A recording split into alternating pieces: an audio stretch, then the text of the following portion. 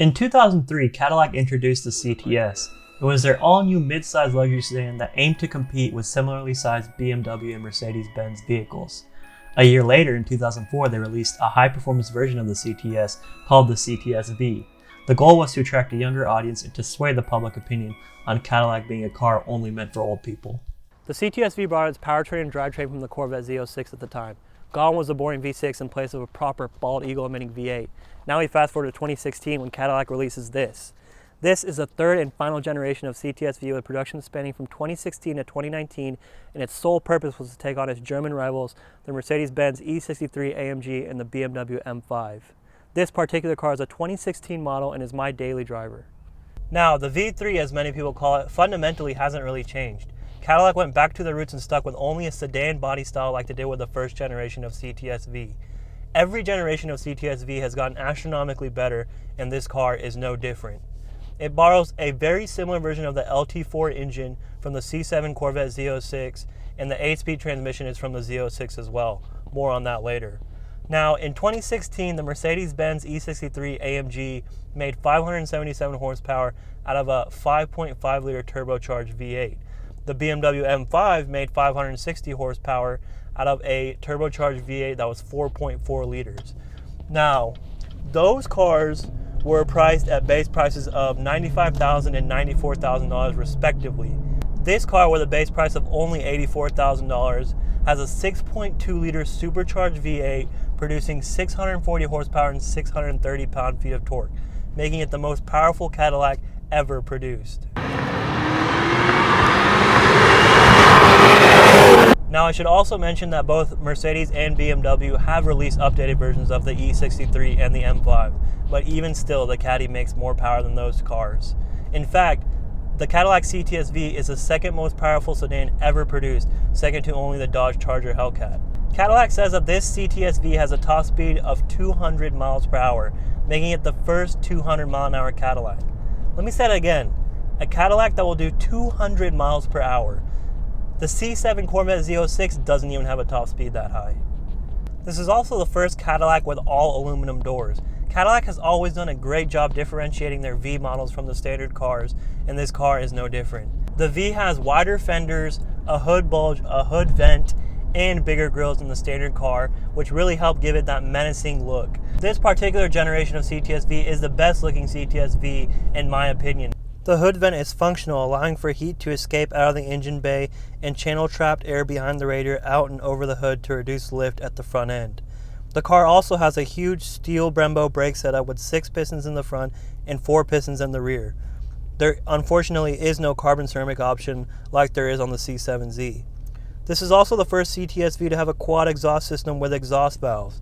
The V3 also came with a carbon fiber hood as standard. This specific car is fitted with an optional carbon fiber package which includes a carbon fiber rear diffuser, a rear spoiler, hood vent, and a functional front splitter that actually provides downforce to the front end.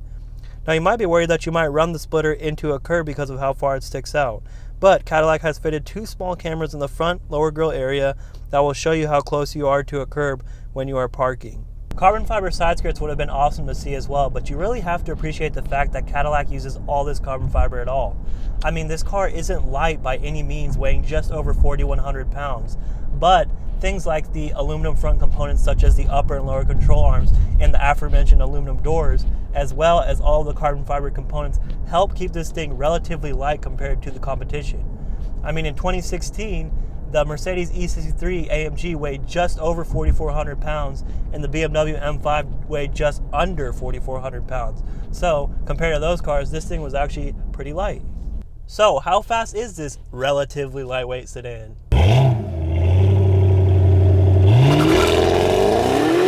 This thing does 0 to 60 in 3.6 seconds and does a quarter mile in 11.6 seconds. Cadillac has really packed a lot of technology into this car to help it achieve those numbers.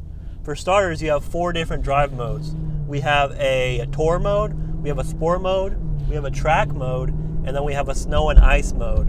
And then within the track mode, we have 5 different modes that really helps you dial in how much stability and traction control you really want. There actually is a race mode that turns all the assistants off, which is something I've never done before, nor do I plan on doing. The steering weight also changes in all the different drive modes as well as the exhaust volume. Take a listen.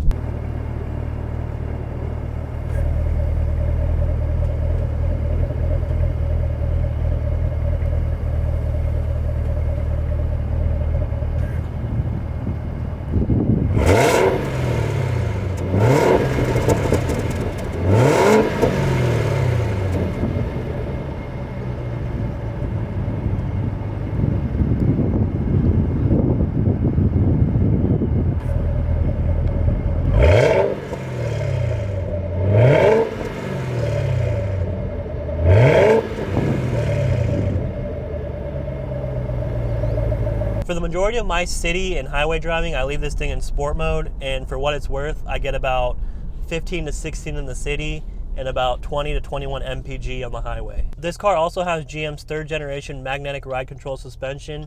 They say it has a 40% faster damping response that actively reads and responds to the road and the type of driving that you're doing. And I gotta say, it really works. This thing just cruising along in tour mode feels like a Cadillac. But when you want to get into some turns and twisties, put this thing in sport mode, it becomes a whole different car. You can actually leave this thing in automatic in sport mode, and then under heavy braking, the car will automatically downshift for you to help you slow down and prepare for exit out of a corner, for example. This car does such a good job disguising its weight. It has so much grip at the front end that you wouldn't think it's as big as it actually is. You don't expect this thing to turn in like it does. And the electronics don't stop there either. The V3 also has an electronic steering rack, which is very direct and provides good feedback to the driver. This car also comes standard with an electronic limited slip differential, which works to ensure that you get optimal traction and maximum exit acceleration, all while keeping wheel hop to a minimum. So as I previously mentioned, this car makes 640 horsepower and 630 pound-feet of torque, courtesy of that 1.7 liter supercharger sitting on top of that 6.2 liter pushrod V8. One of the awesome things about this car being supercharged rather than turboed is that the torque is almost instantly available. The LT4 engine makes peak torque at 2800 RPM and carries 90% of that torque all the way to redline. And man, is acceleration of this thing intoxicating. It just never gets old, dude. It just never gets old, man. This car is so awesome. It's a very different sense of speed from, say, a Corvette. My Heads Cam Z06 is so raw and violent when you stomp on it, but this thing is much more refined and elegant. Don't get me wrong, there still is a sense of occasion when you floor it because you can hear that supercharger whining from the engine, but you really have to watch yourself in this thing because of that smoothness. You stomp on this thing and before you know it, you're already doing felony speeds. Now, as far as how this thing drives compared to a BMW M5 or an E63 AMG, I really can't say because I haven't driven those cars, although I would love to. But I do have to say that those things have to drive excellent in order to compete with this thing, man, because this thing really does drive so awesome. Now let's talk about the interior of this car, and this is where I feel Cadillac falls behind the competition. This car has a 2016 version of the Cadillac CUE infotainment center, and I gotta say it's definitely a bit clunky. The touchscreen is a capacitive touchscreen that provides haptic feedback whenever you do press it, but I find myself having to double tap some things, and I find that it's very laggy, especially when using the navigation system, for example. I can say, though, that in 2017, the CUE system got much better, and it was updated, and is currently what is being used now. And that version of Cadillac CUE is much better than this version, because I'm sure you guys have heard a lot of people complain about this version of Cadillac CUE when this car did come out in 2016. However, I can also say that these screens on these CUE systems are susceptible to cracking. Actually, when I was test driving cars, I hopped in one that actually did have a cracked screen, and then I have the service history for this car when I bought it, and it looks like the screen has actually already been replaced once.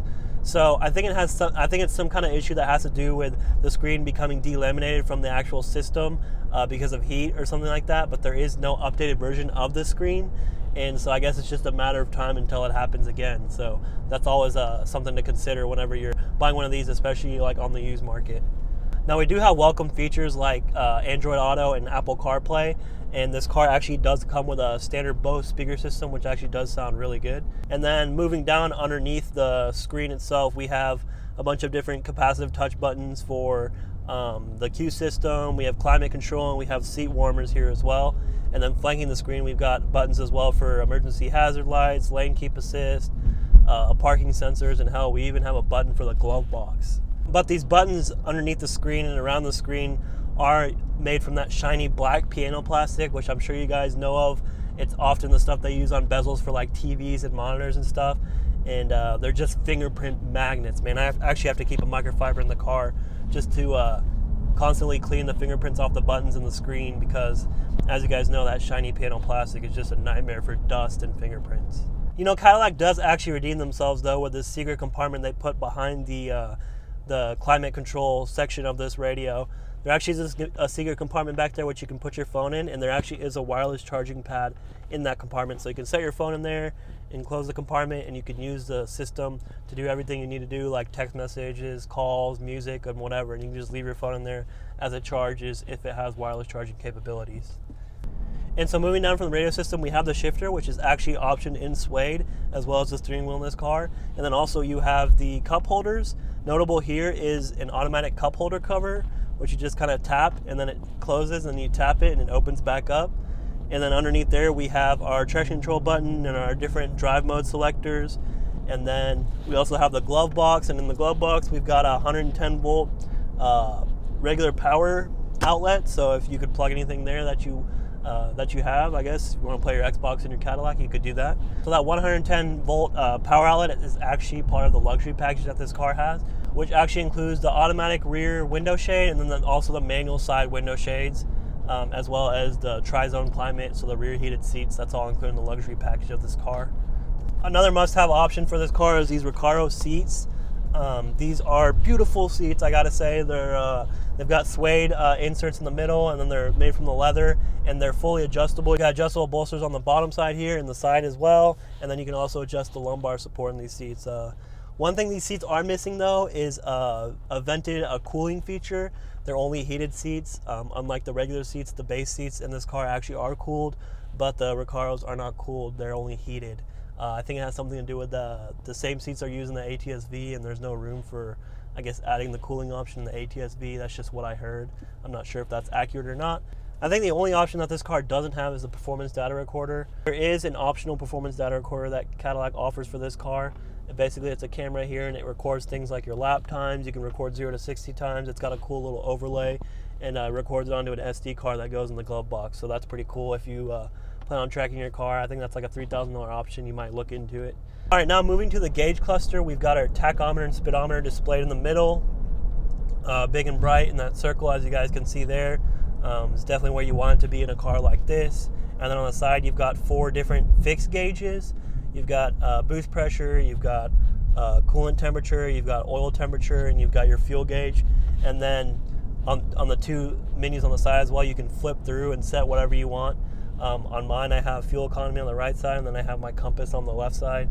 You can also set things like another boost gauge if you want it, or if you want to see your trip meter, that's all there on the sides. The speedometer and tachometer in the middle actually does change colors from black to white when you go from tour mode to sport or track mode, so that's kind of cool. It lets you know that you're in a different, more aggressive driving mode if you wanted to be. One thing this car also has is a heads-up display, which is pretty standard in all GM high-performance cars now. You can scroll through and select what you want it to display. I've got my speed, and then I've got my tachometer, my revs displayed, so that's definitely something that's really nice to have. And when you go from a car that has it to a car that doesn't have it, it's actually quite annoying, because I find myself using that heads-up display more than I actually find myself looking at the dash when I'm driving. So definitely a very useful feature there. And then finally, we have this carbon fiber trim on the door. We've got suede, leather. We've got nice buttons for the window switches and the child lock. And then you've also got your settings here to set your driving positions 1 and 2. And then finally, moving to the back seat, you've got ample room back there for taller people. I've got friends that are like 6'3". They fit back there comfortably, and they have enough headroom too. This car is also optioned with the sunroof, which is surrounded by this suede headliner, so it's really nice. You've got suede all over the car. And then you've got this panoramic sunroof that's both over the drivers, the passenger, and the backseat occupants as well. The cabin of this car is very well insulated. My buddies tell me that from the outside it's super loud, but from the inside you get just the right amount of exhaust sound, and you get just the right amount of supercharger whine coming through. You know, you don't feel disconnected from this car like you might in some other luxury sports cars. We've also got other welcome features like front collision warning and cruise control and stuff like that. But one thing that this car does not have is adaptive cruise control. Why Cadillac could you not have put adaptive cruise control in this car? That feature I feel like is really missing from this thing. and would have made this thing even better. You know, the interior overall is nice, but I feel like it's just lacking compared to BMW and Mercedes. Those cars have nicer interiors, nicer audio systems, and they've got better ambient lighting and stuff in the interior. And I feel like Cadillac is just still a little bit behind those cars because they have been doing it for so long. So hopefully in the next generation of this car, or whatever is going to replace it, we see, you know, a little bit nicer premium materials, and we've got better ambient lighting and just more customizability, kind of like the E63S has and the M5. But again, those cars are also $10,000 more than this car, and I think if I had to compromise on something to keep that price down, I would have probably chosen the interior as well. So it's kind of a trade-off.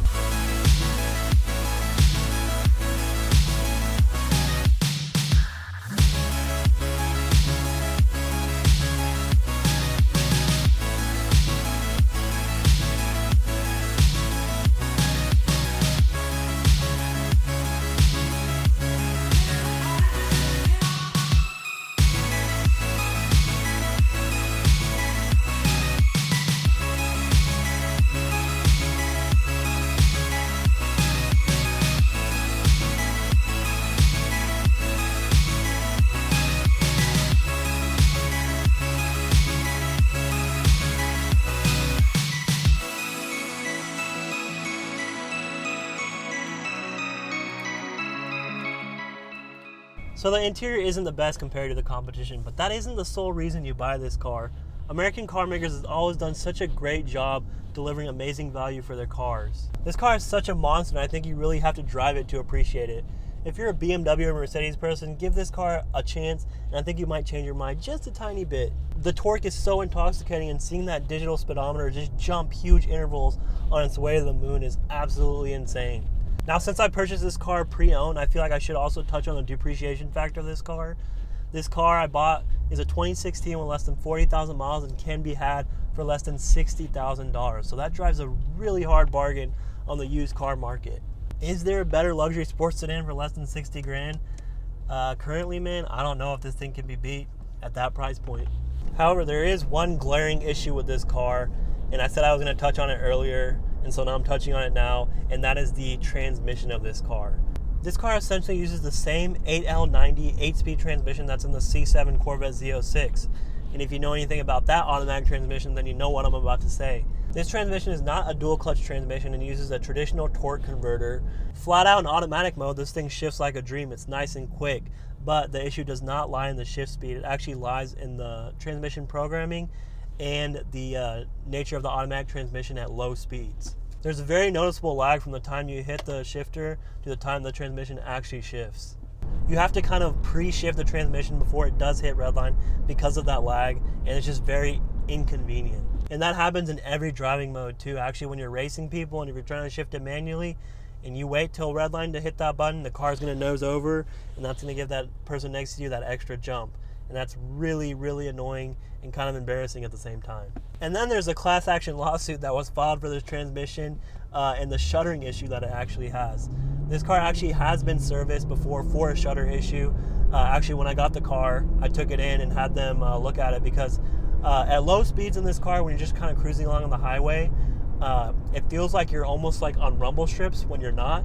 And so there's a very noticeable shudder that happens with this 8-speed transmission, and it happens in, you know, a lot of cars that have this transmission, like the C7Z, the Escalade, and some trucks as well that use the 8L90 or 8L45 transmission. Now, GM has released a multitude of different transmission fluids to try to solve this issue, and I will say the latest version of that transmission fluid that was put in my car works 90% of the time. And I haven't had that same issue since I did get this transmission service, which was about 3,000 miles ago, and so that issue has kind of gone away. But I have heard of people that have, you know, had that new transmission fluid put in and still have the shuttering issue. Transmission also just cruising along sometimes has a hard time figuring out what gear to be in, like under half acceleration and stuff. Sometimes it just randomly shifts like it's an Aventador, and it like jerks you. So I don't know, the transmission in this car just isn't very confidence inspiring, as they say. And what really kills me is that GM actually has a 10-speed transmission that was co-developed with Ford that's in the 6th generation ZL1 that they did not put in this car, man. This car with a 10-speed would have been awesome. That transmission is so much better than this 8L90 transmission that they use in the C7 Corvette Z06 and this CTS-V. And then also you've got the ZF 8-speed that literally every other car manufacturer uses. You know, it's in the RS7, it's in the E63S, it's in the BMW M5, and that transmission is miles better than this thing as well. So the transmission is a huge downfall of this car. You know, it is actually a deal breaker for some people. I know some people that, you know, have this car and they just get tired of those issues and they just end up trading it in because of that transmission issue. But hopefully this new transmission fluid works out. So the ultimate question is whether this car is a proper send-off for the CTS-V. And despite all the shortcomings of the transmission, I think it really is. This final generation of CTS-V captures all of the best things of all the CTS-V models.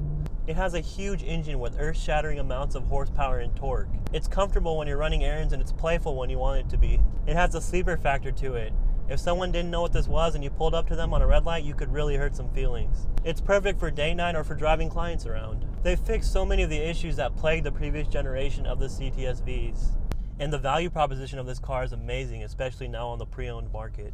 The reaction on people's faces when they come for a ride in this car are priceless. Well done, Cadillac. I hope the next generation of this car is as good, if not better, than this car. I think that's all I have for this video, ladies and gentlemen. Please let me know what you guys thought in the comments because we did put a lot more effort into this video. Also, please don't forget to like the video and subscribe to the YouTube channel for more content. I did make an Instagram at Jamal's Garage, so if you guys want, you can follow me there. But other than that, it's been your boy Jamal, and I'll see you guys in the next video. Peace.